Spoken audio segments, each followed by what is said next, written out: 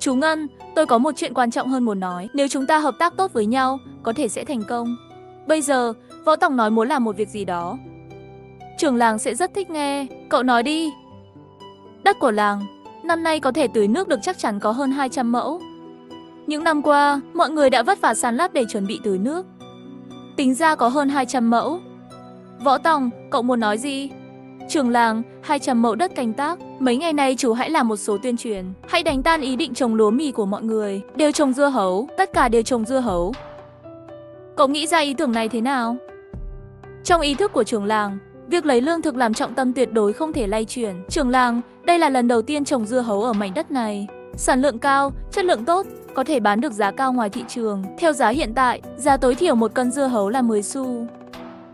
Một mẫu đất 10.000 cân dưa hấu bán được 1.000 tệ. Trưởng làng mở to mắt nhìn Võ Tòng. Một mẫu đất trồng dưa hấu được 1.000 tệ. Võ Tòng, cậu đang mơ à? Bàn tay chú Ngân sờ lên trán cháu trai. Không sốt mà. Sao nói nhảm thế? Võ Tòng thở dài. Việc này khó làm hơn tưởng tượng. Đất đã độc cành suốt 10 năm nay. Mọi người đã quen với việc tự trồng những gì mình muốn trồng. Trưởng làng không thể ép buộc mọi người phải chuyển sang trồng dưa hấu. Nhưng trong suy nghĩ của Võ Tòng, trồng dưa hấu năm nay đủ cho mọi người trồng lúa mì 4 đến 5 năm.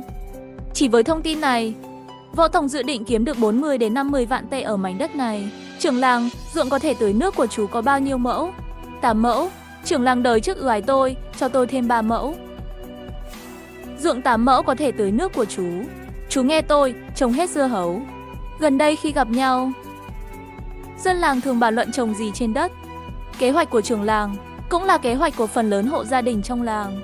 Võ Tòng, nhà tôi có 8 mẫu ruộng có thể tưới nước, không còn lo năm nay hạn hán, không có mưa, không có vụ mùa nữa. Trồng dưa hấu làm gì? 5 mẫu ruộng có thể tưới của chú trồng lúa mì, một mẫu 800 cân, một cân 3 xu, 4 xu, trị giá 1.560 tệ. Còn trồng dưa hấu trên 5 mẫu đất có thể bán 5.000 tệ. Trưởng làng, tính toán này chú không biết sao? Võ Phúc Ngân há hốc mồm. Võ Tòng, nếu tôi mà biết trước sự việc 3 ngày thì đã giàu rồi. Tôi sao biết? Năm nay một mẫu đất trồng dưa có thể bán 1.000 tệ. Nếu tôi sớm biết tôi chắc chắn sẽ trồng dưa. Trưởng làng, tôi biết là được rồi. Chú theo tôi trồng dưa. Đảm bảo một mẫu đất có thu nhập 1.000 tệ. Trưởng làng, con số 1.000 tệ chỉ là tượng trưng. Có thể là 800, 900 hoặc 1.100, 1.200. Võ Phúc Ngân thầy trò nói lung tung. Võ Tòng, năm nay trồng gì? Trồng như thế nào? Chưa phải lúc cậu dạy tôi. Trưởng làng quay lưng bỏ đi. Những lời của Võ Tòng, ông chẳng thèm quan tâm. Võ Tòng, năm nay chúng ta trồng bao nhiêu dưa hấu ở đất nhà mình? Đất có thể canh tác ở Vịnh Dương Giác sẽ trồng dưa hấu tất. Đất cát khô cũng trồng dưa hấu. Thu nhập nông nghiệp ít nhất cũng 6 hay 7 ngàn tệ. 6, 7 ngàn tệ, những năm trước bán bắp ngô. Thu nhập từ nông nghiệp 500, 600 tệ là tốt rồi. Năm ngoái chỉ hơn 300 tệ chút. Võ Tòng kiếp khác chán đời thành thị. Chán ngán ngành xây dựng phức tạp. Đời này, gia đình ở đây, mồ mả ở đây, gốc gác ở đây. Anh không tin mình không thể lập nghiệp ở làng núi này. Trong hẻm núi cũng sinh ra Lộc Phụ Hồ. Vĩ nhân từng nói như vậy. Võ Tòng quyết định đời này ở trong hẻm núi. Sinh ra một ông chủ ruộng đất tên Võ Tòng. Liên, chuyện trồng trọt phải nghe lời anh. Đất nhà mình, đất của cô Mai. Đất trong làng năm nay phải trồng dưa hấu. Võ Tòng đi kéo cát ở Vịnh Dương Giác. Xe 3 bánh kêu réo ra khỏi sân. Vừa rời khỏi, Lý Hồng Mai bước vào. Phía sau mông là Văn Văn. Văn Văn đã ăn cơm rồi à? Con không biết chạy về nhà ăn cơm sao? Mama, con ăn rồi đó. Không những Văn Văn ăn cơm chưa ở nhà cô Mai rồi. Hắc Tử cũng ăn no bụng tròn. Cô Mai ơi, Võ Tòng bảo đất hai nhà mình. Đất trong làng năm nay trồng hết dưa hấu. Anh ấy bảo năm nay trồng dưa hấu bán được nhiều tiền. Đứa trẻ này nói lung tung. Nó biết gì đâu. Bỏ chuyện đó sang một bên đi. Cô chỉ đến hỏi thăm con. Nhà con trồng bao nhiêu mẫu lúa mì? Gọi anh rể của con trồng à? Hay gọi dượng của con trồng? Cô ơi, năm nay con không nhờ dượng giúp đỡ, cũng không nhờ anh rể giúp đỡ nữa. Võ Tòng tiết kiệm sức lắm rồi. Năm nay anh ấy sẽ trồng. Kim Liên nói xong, cười tê tét tự hào lắm. Người đàn ông nhà mình không còn như nằm ngoài nữa. Liên, Võ Tòng tiết kiệm hơn, lái xe được nữa. Cậu ấy trồng lúa mì được à? Câu nói đó khiến nét mặt Kim Liên tắt hẳn đi.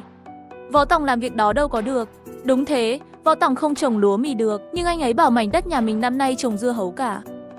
Đừng nghe cậu ấy nói lung tung. Dượng của cháu chiều nay sẽ đi trồng lúa mì. Gia đình cô trồng 3 mẫu ruộng. Trưởng làng nói năm nay máy bơm nước hoạt động tốt, chắc chắn có thể tưới nước cho ruộng. Mỗi mẫu ruộng năm nay sản lượng cao hơn năm ngoái 500 cân. Chỉ cậy mưa trời, năm ngoái mỗi mẫu ruộng chỉ được 300 cân lúa mì. Năm nay tưới nước có thể thu hoạch 800 cân.